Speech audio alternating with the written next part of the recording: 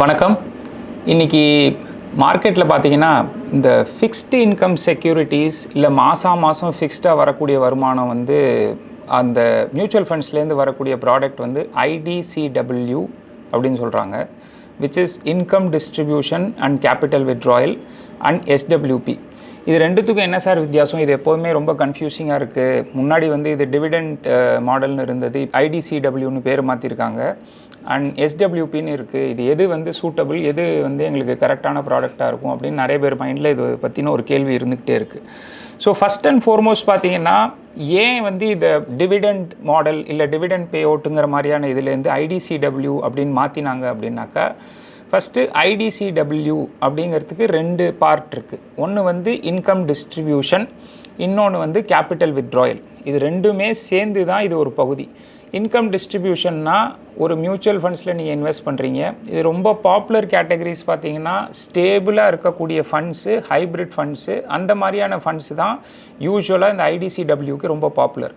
இதில் ரொம்ப பாப்புலர் பார்த்திங்கன்னா நிறைய பேர் யூஸ் பண்ணுறது வந்து HDFCயுடைய பேலன்ஸ்ட் அட்வான்டேஜ் ஃபண்டு. அது வந்து நீங்கள் நெட்டில் போய் பார்த்தீங்கன்னா HDFC பேலன்ஸ்ட் அட்வான்டேஜ் ஃபண்டு வந்து ரொம்ப ஜாஸ்தி பிரசித்தமாக இந்த கேட்டகரியில் யூஸ் பண்ணக்கூடியது. கிட்டத்தட்ட 3 இயர்ஸ் ஆவரேஜெல்லாம் ஆனுவலைஸ்டாக 18% மேலே கொடுக்கும். கோட்டக்கோட ஈக்விட்டி சேவிங்ஸ் ஃபண்டு பார்த்தீங்கன்னா 13% மேலே கொடுக்கும். இந்த IDCWங்கிறது என்ன? First of all income distribution and capital withdrawal. நீங்கள் ஃபண்டில் இன்வெஸ்ட் பண்ண சமயத்திலேயே உங்களுக்கு மாதம் இவ்வளோ தொகை கிடைக்கும் அப்படிங்கிற மாதிரி ஒரு கமிட்மெண்ட்டு கொடுத்துருவாங்க. அதாவது மாதம் இந்த தேதியில் உங்களுக்கு இவ்வளோ தொகை கிடைக்கிது. இப்போது ஒரு கோடி ரூபா ஒருத்தர் இன்வெஸ்ட் பண்ணுறாரு அப்படின்னாக்க அவருக்கு 70,000 75,000 சார் உங்களுக்கு மாதம் கிடைக்கும் அப்படிங்கிற மாதிரியான ஒரு கமிட்மெண்ட். அவங்க அந்த மாதிரியான ஒரு ஃபிகர் அண்டர்ஸ்டாண்ட் பண்ணிட்டு தான் இதில் வந்து முக்கால்வாசி பேர் இன்வெஸ்ட் பண்ணுறது. ஸோ இதில் வந்து 75,000 மாதம் பைசா இன்வெஸ்ட் பண்ணவருக்கு கொடுக்கணும் அப்படின்னாக்க அந்த AMC எப்படி கொடுப்பாங்க? அவங்க இன்வெஸ்ட் பண்ணி வச்சுருக்கிற ஸ்டாக்கோ இல்லை டெட் இன்ஸ்ட்ருமெண்ட்ஸ்லேருந்து வரக்கூடிய ஃபிக்ஸ்டு இன்கம்னு சொல்லுவாங்க இல்லையா, அந்த ஃபிக்ஸ்டு இன்கம்லேருந்து வரக்கூடிய ஒரு பார்ட்டு இவங்க எடுத்து கொடுப்பாங்க. மேக்ஸிமம் அவங்க 99% or 90% அவங்க ட்ரை பண்ணி கொடுக்க முயற்சி பண்ண வேண்டியதுங்கிறது இன்கம் டிஸ்ட்ரிபியூஷன் பார்ட்டு தான். அந்த இன்கம் டிஸ்ட்ரிபியூஷனுங்கிறது டிவிடெண்ட் ஃப்ரம் ஸ்டாக்ஸ், அந்த மியூச்சுவல் ஃபண்ட்ஸில் என்ன ஸ்டாக் இருக்கோ அதுலேருந்து வரக்கூடிய டிவிடெண்ட்ஸ்லேருந்து எடுத்து கொடுக்குறதும், இல்லை அவங்க ஏதாவது டெட் ஃபண்ட்ஸு பாண்ட்ஸ் யூஸ் பண்ணியிருந்தாங்கன்னா அதுலேருந்து வரக்கூடிய இன்ட்ரெஸ்ட் இன்கம் எடுத்து கொடுக்குறது தான் இன்கம் டிஸ்ட்ரிபியூஷன் பார்ட். பட் இப்போது ஒருத்தர் 1 கோடி ரூபா இன்வெஸ்ட் பண்ணியிருக்கார் சார், அவருக்கு மாதம் 75,000 கொடுக்கணும். ஒரு பர்டிகுலர் மந்தில் அந்த இன்கம் டிவிடெண்ட்ஸ் வந்து அந்த பர்டிகுலர் குவார்ட்டர்லேயோ அந்த பர்டிகுலர் மந்த்லேயோ அந்த பர்டிகுலர் பீரியட்லேயோ அதளவுக்கு அவங்க இன்வெஸ்ட் பண்ணியிருக்கிற கம்பெனிஸ்லேருந்து வருமானம் வரல, அந்த அளவுக்கான டிவிடெண்ட்ஸ் இல்லை. அப்படி இருக்கக்கூடிய பட்சத்தில் ஒரு கிளையண்ட்டுக்கு அவங்க கமிட் பண்ண அந்த 75,000 அப்படிங்கிறது கம்மியாகக்கூடாதுங்கிறனால என்ன பண்ணுவாங்க, அதாவது கிளையண்ட் இன்வெஸ்ட் பண்ணி வச்சுருந்துருக்கிற கேபிட்டல்லேருந்து ஒரு பகுதி எடுத்து அந்த 75,000 ஆப்ளிகேஷனை ஃபுல்ஃபில் பண்ணிடுவாங்க. ஸோ இதனால தான் செபி என்ன சொல்லிட்டாங்க கொஞ்சம் வருஷத்துக்கு முன்னாடி, நீங்கள் இந்த ஃபண்ட்ஸோடைய பேரை இன்கம் டிஸ்ட்ரிபியூஷன் அண்ட் கேபிட்டல் வித்ட்ராயல்னு மாற்றிருங்க. நீங்கள் மாதம் கமிட்மெண்ட் கொடுக்குறீங்க கிளைண்ட்ஸுக்கு, தட் இஸ் ஃபைன். நீங்கள் இன்கம்லேருந்து தான் எடுத்து கொடுக்கணும்னு விருப்பப்படுறீங்க, அதுவும் ஃபைன். அப்படி வர முடியாத பட்சத்தில், ஏன்னா அது அந்த AMCயோட கண்ட்ரோல்லே இல்லாத பட்சத்தில் அவங்களுக்கு ஷார்ட் ஃபால் வரச்ச அந்த கேபிட்டல் வித்ட்ராயல்னு கேபிட்டல்லேருந்து கொஞ்சம் எடுத்து கொடுத்துட்றாங்க. சரி சார், இந்த IDCW வந்து டேக்ஸ் எஃபிஷியன்ட் இல்லையே, SWP தான் டேக்ஸ் எஃபிஷியன்ட் அப்படிங்கிறாங்க. ஸோ SWPக்கும் IDCWக்கும் என்ன சார் ஒரு மேஜர் வித்தியாசம் என்னன்னு சொல்லுங்கள் சார் அப்படின்னு நிறைய பேருக்கு இந்த மைண்டில் இந்த கேள்வி இருக்குது. SWPங்கிறது என்னென்னா, நானே ஒரு ஃபண்டில் SIPக்கு ஆப்போசிட் தான் SWP. SIPயில் நம்ம என்ன பண்ணுறோம், மாதம் 5,000 10,000 20,000 30,000 ஒரு ஃபண்டை சூஸ் பண்ணி மாதம் நம்ம பேங்க் அக்கௌண்ட்லேருந்து டெபிட் ஆகி அந்த ஃபண்டில் போகுது, தட் இஸ் கால்டு SIP. அதுதான் SIPன்னு சொல்கிறோம். SWPன்னா நம்ம ஒரு ஃபண்டில் இன்வெஸ்ட் பண்ணி வச்சுருக்கிறோம். இதே HDFC பேலன்ஸ் அட்வான்டேஜ் ஃபண்டுன்னே வச்சுக்கோங்களேன். அதில் 1 கோடி ரூபா ஒருத்தர் இன்வெஸ்ட் பண்ணி வச்சுருக்கிறாரு. ஒரு வருஷம் கழிச்சதுலேருந்து வருஷத்துக்கு 8% மேனிக்கு எனக்கு ஒரு குவார்ட்டர், அதாவது 3 மாதத்துக்கு ஒரு முறை, இல்லை மாதம் இல்லை 6 மாதத்துக்கு ஒரு முறை, இல்லை வருஷத்துக்கு ஒரு முறை அப்படின்னு ஒரு மேண்டேட் கொடுக்கலாம். அந்த ஃபண்டிலிருந்து அவர் கொடுத்த மேண்டேட் பிரகாரம் அந்த ஃப்ரீக்வன்சி படி அவங்க ஃபண்டு இவருடைய பேங்க் அக்கௌண்ட்டுக்கு அந்த பணத்தை அனுப்புவாங்க. ஸோ எஸ்ஐபியில் நம்ம பணம் கட்டுறோம், எஸ்டபிள்யூபியில் நம்ம என்ன ரூல் டிஃபைன் பண்ணுறோமோ 8%, 7% அதோட க்ளோசிங் வேல்யூ பொறுத்து, இல்லை அமௌண்ட்டு கூட இது பண்ணிக்கலாம். நம்ம 1 கோடி போட்டிருக்கோம் அப்படின்னா எனக்கு வருஷத்துக்கு 8 லட்ச ரூபா வேணுங்க. நம்ம வந்து அந்த ஃபண்டு என்ன பண்ணுது பண்ணலங்கிறது 2ஆம் பட்சம். 8% மேனிக்கு நான் போட்ட 1 கோடி ரூபாய்க்கு எனக்கு 8 லட்ச ரூபா வேணும். அதை எனக்கு மாதத்தவணையாக கொடுத்துருங்க, இல்லை வந்து 3 மாதத்துக்கு ஒரு முறையை கொடுங்க, இல்லை 6 மாதத்துக்கு ஒரு தடவை கொடுங்க, இல்லை வருஷத்துக்கு ஒரு தடவை கொடுங்க அப்படிங்கிற மாதிரி நம்ம ரூல் டிஃபைன் பண்ணிக்கலாம் அமௌண்ட் பேசிஸில். ஸோ இதுதான் எஸ்டபிள்யூபி, சிஸ்டமேட்டிக் வித்ட்ராயல் பிளான், எஸ்ஐபியோட கம்ப்ளீட் ஆப்போசிட். ஓகே, இந்த எஸ்டபிள்யூபிக்கும் ஐடிசிடபிள்யூக்கும் என்ன ஒரு பெரிய வித்தியாசம்னா, ஐடிசிடபிள்யூ வந்து ஏஎம்சியோட கண்ட்ரோலில் இருக்குது. அதாவது எவ்வளவு போர்ஷன் இன்கம் டிஸ்ட்ரிபியூஷன், எவ்வளவு போர்ஷன் கேபிட்டல் வித்ட்ராயிலிருந்து கொடுப்பாங்க அப்படிங்கிறது ஏஎம்சி டு ஏஎம்சி பொறுத்து, அவங்க சூஸ் பண்ணியிருக்கிற ஸ்டாக்ஸை பொறுத்து, அந்த சமயத்தில் மார்க்கெட் எப்படி பிஹேவ் பண்ணுது அந்த ஸ்டாக்ஸ் அப்படிங்கிறத பொறுத்து. ஸோ அந்த ஐடிசிடபிள்யூவில் உங்களோட இன்கம் டிஸ்ட்ரிபியூஷன் ஃபுல்ஃபில் ஆகலை அப்படின்னா கேபிட்டல்லேருந்து உங்களுக்கு எடுத்து கொடுத்துருவாங்க. அண்ட் இன்னொரு பெரிய வித்தியாசம் என்னென்னா, ஸோ ஐடிசிடபிள்யூ மியூச்சுவல் ஃபண்டுடைய டிஸ்கிரிஷனில் நிறைய ஓடுது, அண்ட் எஸ்டபிள்யூபிங்கிறது நீங்கள் டிஃபைன் பண்ண ரூல் பிரகாரம் போகுது. இதோட மேஜர் டிஃப்ரென்ஸ் என்னன்னு பார்த்தீங்கன்னா டாக்ஸேஷன். அதாவது என்னென்னா, ஐடிசிடபிள்யூலேருந்து வரக்கூடிய இன்கம் அது வந்து உங்களுடைய ஸ்லாப் ரேட்டு பொறுத்து அது டேக்ஸ் ஆகும். அதாவது நீங்கள் 10% ஸ்லாப் ரேட், 20% ஸ்லாப் ரேட், இல்லை 30% ஸ்லாப் ரேட்டில் இருந்தீங்கன்னா அந்த ஸ்லாப் ரேட்டை பொறுத்து உங்களுடைய ஐடிசிடபிள்யூலேருந்து வரக்கூடிய இன்கம் அதாவது ஒரு ஃபிக்ஸ்டு இன்கமாக அதை ட்ரீட் பண்ணுவாங்க. அதாவது ஒரு எஃப்டியிலேருந்து போட்டு அதுலேருந்து என்ன வட்டி வருதோ அதை ஃபிக்ஸ்டு இன்கமாக எப்படி ட்ரீட் பண்ணுறாங்களோ அந்த மாதிரியான ஒரு ஃபிக்ஸ்டு இன்கமாக ஐடிசிடபிள்யூவில் இருக்கக்கூடிய இன்கம்மை ட்ரீட் பண்ணுவாங்க. உங்கள் கேபிட்டல்லேருந்து ஒரு பங்கு வந்துருந்துச்சுன்னா அது டேக்ஸ் ஆகாது. ஏன்னா அது கேபிட்டல் வித்ட்ராயல்னால் அது ஏஎம்சி கரெக்டாக கொடுத்துருவாங்க, சார் இது இன்கம் டிஸ்ட்ரிபியூஷனோட பார்ட்டு, இது கேபிட்டல் வித்ட்ராயலோட பார்ட்டுன்னு. ஸோ கேபிட்டல் வித்ட்ராயலோட பார்ட்டுக்கு நமக்கு டேக்ஸ் கிடையாது. இப்போ எஸ்டபிள்யூபிலையும் பார்த்தீங்கன்னா இதே மாதிரி 2 பங்கு கொடுத்துருவாங்க. இது கெயின்ஸுக்கான பார்ட்டு சார், இது உங்களுடைய ஓன் கேபிட்டலுக்கான பார்ட் அப்படின்னு. இப்போ மெயின் டிஃப்ரென்ஸ் என்னன்னு பார்த்தீங்கன்னா, ஐடிசிடபிள்யூவில் income generation or income distribution ஒரு பார்ட்டு கொடுக்குறாங்க இல்லையா, விச் இஸ் ப்ராஃபிட். அது டிவிடெண்டாக இருக்கட்டும், இல்லை க்ரோத் என்னவாக இருக்கட்டும், அதுலேருந்து வரக்கூடிய பணம், அந்த ப்ராஃபிட் பார்ட்டு அது எப்போதுமே உங்கள் ஸ்லாப் ரேட்டில் தான் டேக்ஸ் ஆகும். ஆனால் எஸ்டபிள்யூபியை பொறுத்த மட்டுக்கும் அது கேபிட்டல் கெயின்ஸ், அதாவது ஈக்விட்டி பேஸ்டு ஃபண்டு அப்படின்னாக்கா 1 வருஷத்தை தாண்டிடுச்சுன்னா வருஷத்துக்கு அந்த 12.5%க்கான டேக்ஸ் ரேட் பிரகாரம் லாங் டேர்ம் கேபிட்டல் கெயின்ஸில் உங்களுக்கு டேக்ஸ் ஆகும், விச் அந்த எக்ஸம்ஷன் ஆஃப் தட் 1.25 lakhs, அந்த 1.25 லட்ச ரூபா எக்ஸம்ஷன் போக. இது எஸ்டபிள்யூபியில்.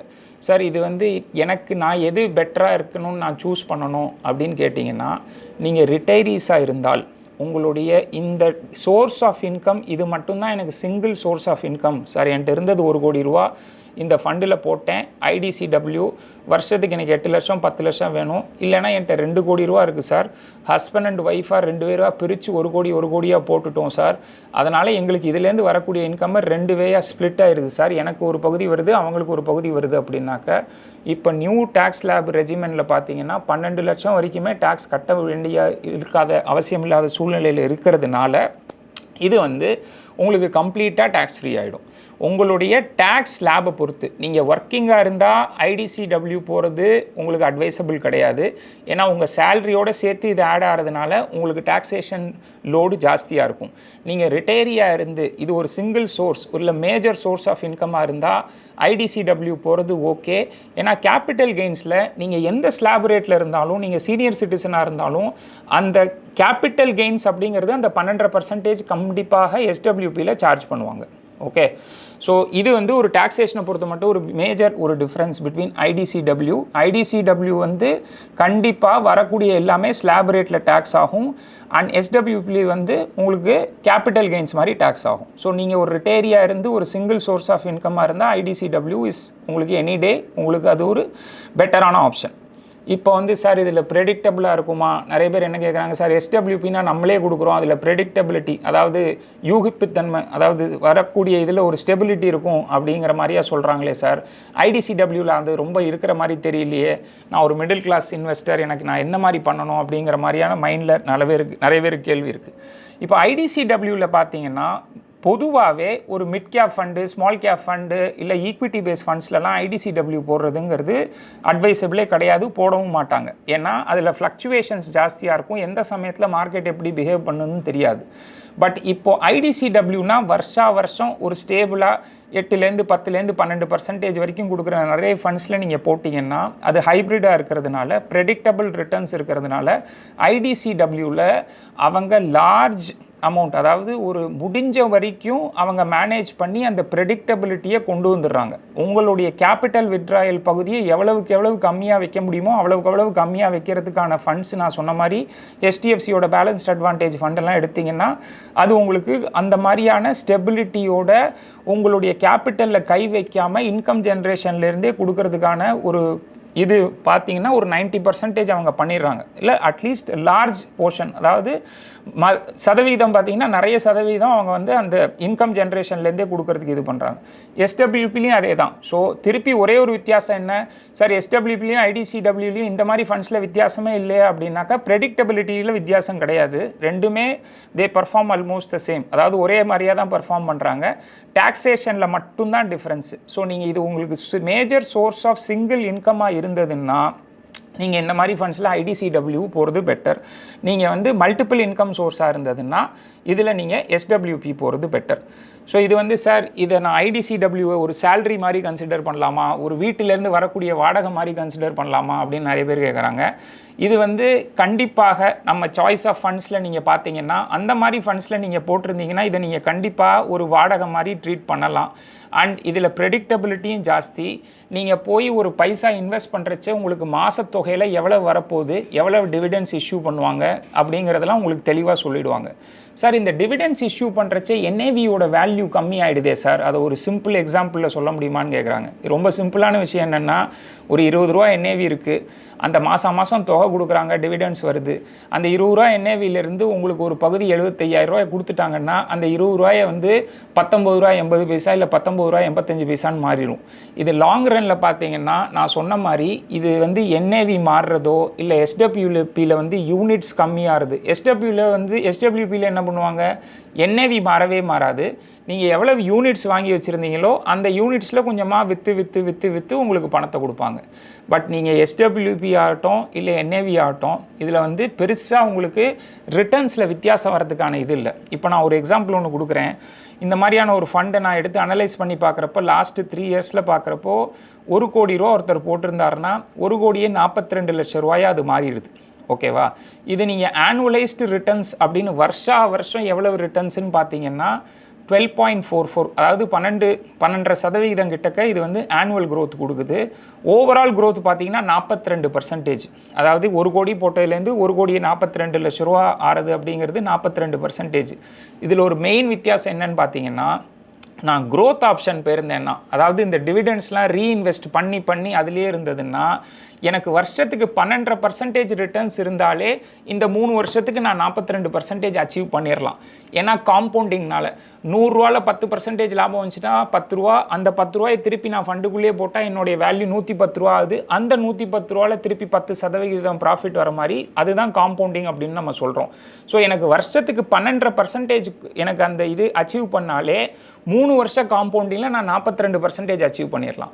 ஆனால் இந்த 42 நான் 3ஆல் வகுத்தேன்னா வருஷத்துக்கு 14%ங்கிறது வரப்போ அப்போ தான் நம்ம இந்த IDCW மாதிரியான இடத்துல அப்பப்போ அந்த பணத்தை வந்து அந்த ஃபண்டுலேருந்து எடுத்துடுறதுனால அந்த வருஷம் கொடுக்க வேண்டிய இயர் பை இயர் அப்படின்னு சொல்லுவோம் இல்லையா, அந்த ரிட்டர்ன்ஸோடைய ப்ரெஷர் கொஞ்சம் ஜாஸ்தியாக இருக்கிறதுனால இந்த ஸ்டேபிளாக இருக்கக்கூடிய ஃபண்ட்ஸு வருஷம் இது இப்படி தான் கொடுக்க போகுது, ரொம்பவும் மேலே போகாது, ரொம்பவும் கீழே வராது அப்படிங்கிற மாதிரி ஃபண்ட்ஸு இதுக்கு ரொம்ப சூட்டபுளான ஃபண்ட்ஸு. க்ரோத்துக்கும் IDCWக்கும் இதுதான் ஒரு மெயின் வித்தியாசம். என்னால் காம்பவுண்டிங் பண்ண முடியும். 1 கோடி ரூபா போட்டு 3 வருஷம் கழித்து அது 1 கோடியே 42 லட்ச ரூபா ஆறத்துக்கு எனக்கு வருஷத்துக்கு 12% க்ரோத்தில் இருந்திருந்தாலே போதும். ஏன்னா ஃபஸ்ட் இயர் எண்டில் என்ன ப்ராஃபிட் வருதோ அது திருப்பி என்னோட கேபிட்டலில் ஆட் ஆகி திருப்பி செகண்ட் இயர் போது அந்த ரிவைஸ்டு கேபிட்டலில் திருப்பி அது காம்பவுண்ட் ஆகுது. அதனால் IDCWக்கும் இதுக்கும் க்ரோத்துக்கும் இருக்கக்கூடிய ஒரு பெரிய வித்தியாசம் டாக்ஸேஷன், காம்பவுண்டிங் மெக்கானிசம். எனக்கு ரிட்டர்ன்ஸ்க்கான ப்ரெஷர் வந்து க்ரோத்தில் கம்மி. சார், லாங் டேர்முக்கு எது பர்ஃபெக்டான ஃபண்டு அப்படின்னு கேட்டிங்கன்னா க்ரோத்து தான் பர்ஃபெக்டான ஃபண்டு. ஆனால் ப்ரெடிக்டபுளாக இன்கம் வரணும் அப்படின்னு நினைக்கிறவங்களுக்கு IDCW, major source of income single source of income தான் அப்படின்னு நினைக்கிறவங்களுக்கும் ஐடிசிடபிள்யூ. ஸோ பேசிக்கலி ஒரு ரிட்டையரீஸ்க்கு ஐடிசிடபிள்யூக்கு நிறைய உங்களுக்கு ஆப்ஷன்ஸ் இருக்குது. நம்ம சொன்ன மாதிரி HDFC பேலன்ஸ் ஃபண்டு அப்படிங்கிற மாதிரியா. ஸோ இந்த மாதிரியான ஹைப்ரிட் ஃபண்ட்ஸ் தான் தே ஒர்க் வெல். அதாவது இந்த மாதிரியான ஹைப்ரிட் ஃபண்ட்ஸ் தான் சூட்டபிள் ஐடிசிடபிள்யூக்கு. அது வந்து உங்களுக்கு கேபிட்டலையும் ப்ரொடெக்ட் பண்ணிக்கிட்டே இருக்கும். ஒரு reasonable amount of returns, predictable returns, உங்களுக்கு அவங்க ப்ரெடிக்டபிள் ரிட்டர்ன்ஸ் கொடுத்துருவாங்க. உங்கள் கேபிட்டல்லேருந்தும் கொஞ்சம் எடுக்கிறதுக்கான ஃப்ளெக்சிபிலிட்டி வச்சுருக்கிறதுனால தான் செபி இதோட பேரை மாற்றினதையே income distribution and capital withdrawal. அந்த கேபிட்டல் வித்ட்ராயலுக்கான ஒரு சூழ்நிலை வந்ததுன்னா கண்டிப்பாக கேபிட்டலும் வித்ட்ரா பண்ணுவாங்க. Monthly income, can you explain? SWP behaves like a predictable salary. அதாவது இது வந்து என்ன கேள்வி, நமக்கு வியூவர்ஸ்லேருந்து வந்திருந்த கேள்விகள் என்னென்னா, சார் இது மாதம் நமக்கு வரதுனால SWPயில் ப்ரெடிக்டபிலிட்டி ஜாஸ்தியாக IDCWவில். ஸோ இப்போ நம்ம சொன்ன மாதிரியாக இந்த மாதிரி ஹைப்ரிட் ஃபண்ட்ஸில் உங்களுக்கு ரிட்டர்ன்ஸ்லாம் ஃப்ளாட்டாக கன்சிஸ்டண்ட்டாக இருக்கிறதுனால, ரொம்ப வொலட்டைலாக இருக்கிறதுனால ரெண்டு ஆப்ஷனுமே உங்களுக்கு கரெக்டான பெட்டரான ஆப்ஷனாக தான் இருக்கும். உங்களுடைய individual taxability, age and cash flow requirement, அதாவது டேக்ஸபிலிட்டினா நீங்கள் எந்த வயசில் இருக்கீங்க, உங்களோட சோர்ஸ் ஆஃப் இன்கம் எவ்வளோ இருக்குது. ப்ரெடிக்டபிலிட்டினா, சார் எனக்கு டென்ஷன் வேணாம், என்னோட மாத செலவுக்கே நான் இதை நம்பி இருக்கேன் அப்படிங்கிற மாதிரி இருக்கிறவங்க கண்டிப்பாக IDCW போகலாம், தவறே கிடையாது. லாங் டேர்மில் போட்டு கொஞ்சம் கொஞ்சமாக ஒரு செலவுக்கு என்னோடய கார்பஸ் நல்ல சைஸுக்கு வந்துருச்சு சார், இந்த செலவுகளுக்கு நான் இங்கேருந்து எடுத்துக்கணும்னு நினைக்கிறேன் சார், நான் ஆல்ரெடி சம்பாதிச்சிட்டும் இருக்கேன், அதனால் IDCWவில் போட்டால் என்னோடய ஓவரால் டேக்ஸ் லையபிலிட்டி இன்க்ரீஸ் ஆகணும்னு நினைக்கிறவங்க SWP போய்க்கலாம். ஓகேங்களா? இதுதான் IDCWக்கும் SWPயும் இருக்கக்கூடிய ஃபீச்சர்ஸ். தேங்க்யூ.